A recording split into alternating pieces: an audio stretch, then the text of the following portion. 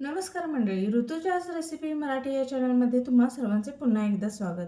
आज आपण बनवणार आहोत अगदी मऊ, स्पंजी, कापसासारख्या पांढऱ्या शुभ्र हॉटेलपेक्षाही चविष्ट इडली. फक्त तांदूळ, उडीद डाळ आणि योग्य पद्धत एवढंच पुरेसं आहे अगदी मऊ, स्पंजी आणि तोंडात विरघळणारी इडली बनवण्यासाठी.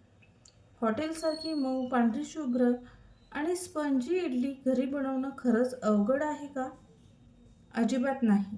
काही सोपे टिप्स माहीत असल्या की प्रत्येक वेळी परफेक्ट इडली तयार होते.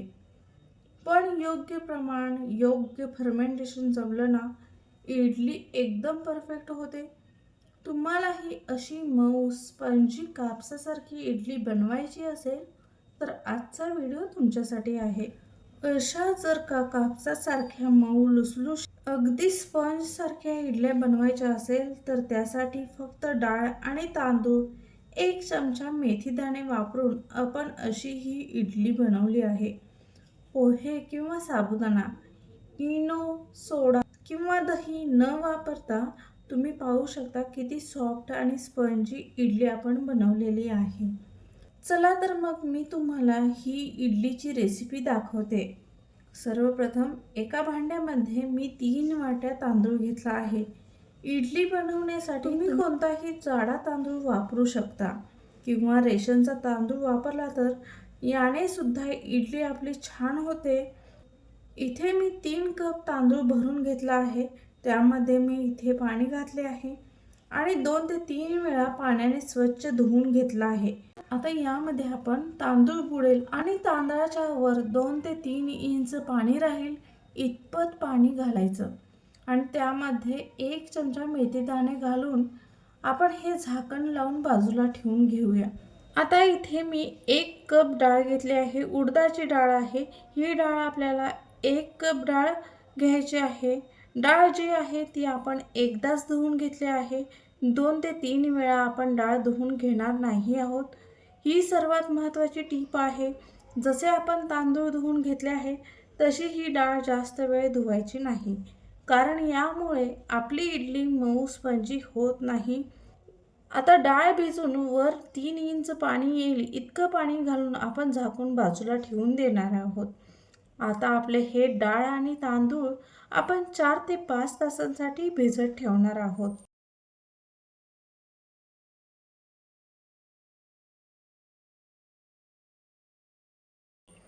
5 तास झाले आहेत.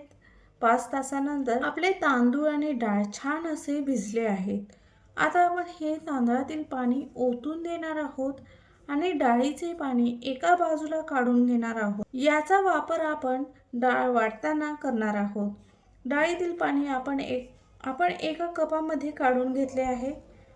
आता आपण एक मिक्सरच्या भांड्यामध्ये 1.5 कप तांदूळ घालून घेणार आहोत आणि ते बारीकसर वाटून घेऊ. वाटताना आपण यामध्ये डाळीमधून काढून घेतलेले पाणी वापरणार आहोत. तांदूळ बारीक वाटून झाल्यानंतर आपण डाळ बारीक करून घेऊ. बॅटर वाटून घेताना बारीक असावे, शक्य होईल तिथे हे बॅटर आपल्याला बारीक वाटून घ्यायचे आहे. रवाळ असे नसावे. जर बॅटर रवाळ असेल तर इडली चिवट होते आणि जास्त स्पंजी होत नाही. डाळ वाटून झाल्यानंतर उरलेले तांदूळ आपण वाटून घेऊया. डाळ तांदूळ वाटून झाले आहे. आता आपण हे बॅटर एका हवाबंद डब्यात झाकून अख्खी रात्र ठेवणार आहोत. जर तुम्ही फर्मेंटेशनसाठी पातेले किंवा डबा वापरत असाल तर जास्त मोठे असावे. इथे असा हा मोठ्या आकाराचा हवाबंद डब्यात मी बॅटर फर्मेंटेशन करण्यासाठी ठेवले आहे, कारण बॅटर फर्मेंटेशन झाल्यानंतर आपले बॅटर दुप्पट तिप्पट फुगून वर येते. आता हे डाळ तांदूळ जे वाटले आहे त्यामध्ये आपण मीठ घालणार नाही आहोत. याने बॅटर कमी फुगते. आता हे बॅटर आपण हाताने असे फेटून घेणार आहोत जेणेकरून डाळ तांदूळ वाटलेली व्यवस्थित मिक्स होईल.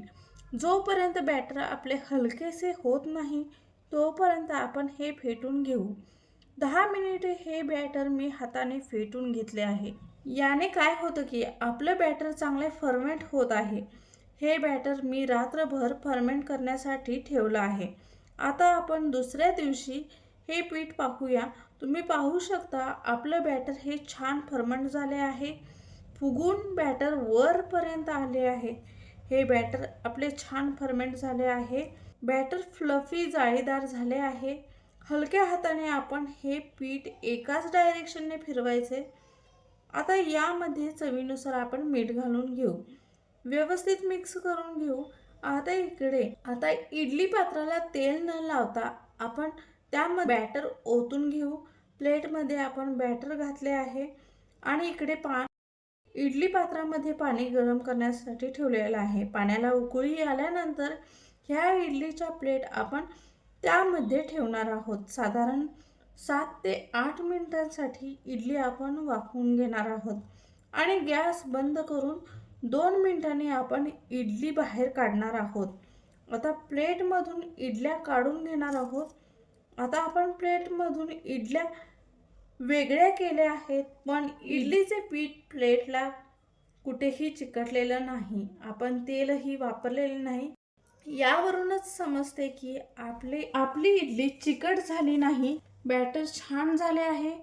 इडली बनवताना जर तुम्ही साबुदाणा वापरत असाल तर ते बॅटर चिकट होतं. प्लेटमधून इडली निघत नाही.